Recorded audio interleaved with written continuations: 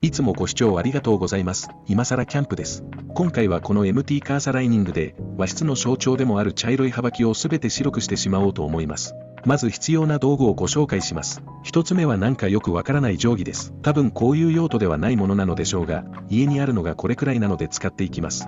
順番がぐちゃぐちゃですが、二つ目は今回の主役となる MT カーサライニングの 100mm 幅です。本当にこれでうまくいくのでしょうか。そして三つ目はタオルです。これで葉巻を事前に拭いてホコリなどを除去しておきます。4つ目はいつ買ったか覚えてないカッターです。それでは実際に商品を開封していきましょう。どこからきれいに開封できるのか私も最初は謎でしたが、すぐにそんな心配はなくなりました。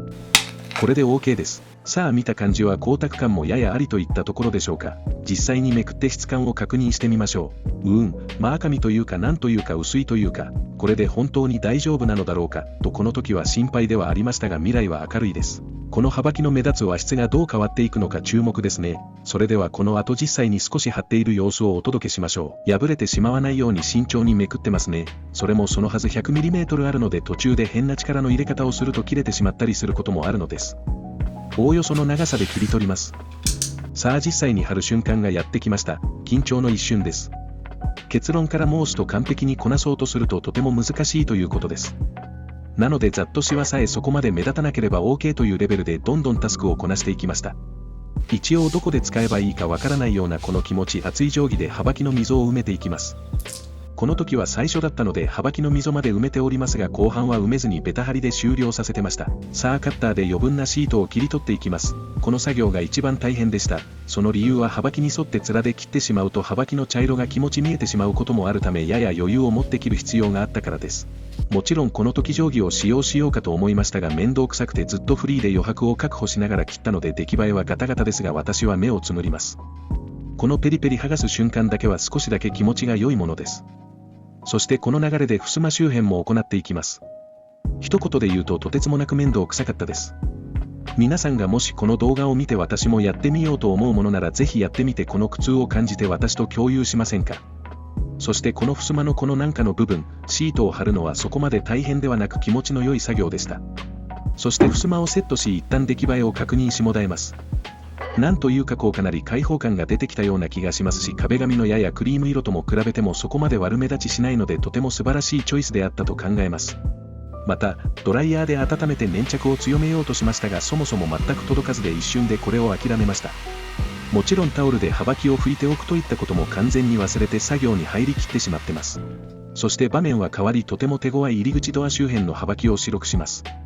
ちなみにこれは先ほど襖を作業してた時から5日くらい経過しています。毎日少しずつ行っていたので動画更新が遅れた理由もこちらですね。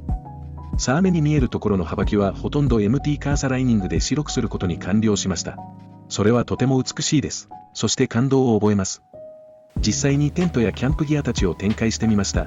とてもいい出来栄えだと考えます。そしてこの動画は案件ではありませんが、最後に商品の価格を紹介します。 100mm×20m の1ロールで1400円ほどです。これの半分の幅の 50mm も今回大活躍しましたよ。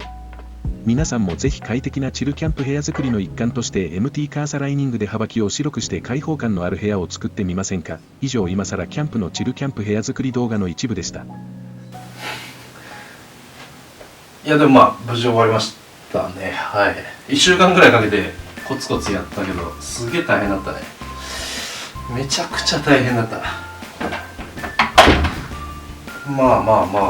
かなりいい感じじゃないかな。なんかもう葉巻という葉巻はもうほぼ気にならなくなったし、いざこうね、僕の目でリアルで見てると結構このプツプツっていうかプクプク感とか、ちょっとこうカッターのヨレヨレ感とかすぐ気になるは気になるけど、葉巻の時よりは全然なんかこう部屋が統一感がしたんじゃないかなっていう感じはちょっとしたかな。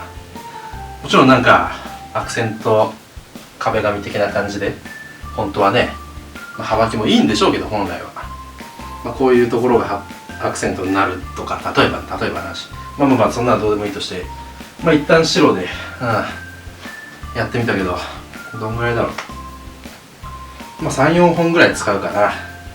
がっつり葉巻があると。というわけで、とりあえずお疲れ様です。めっちゃ疲れた。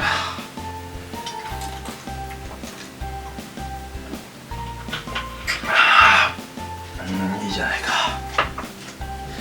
じゃあお疲れ様でした。謎のナレーションとか当てる子だからすいませんでした。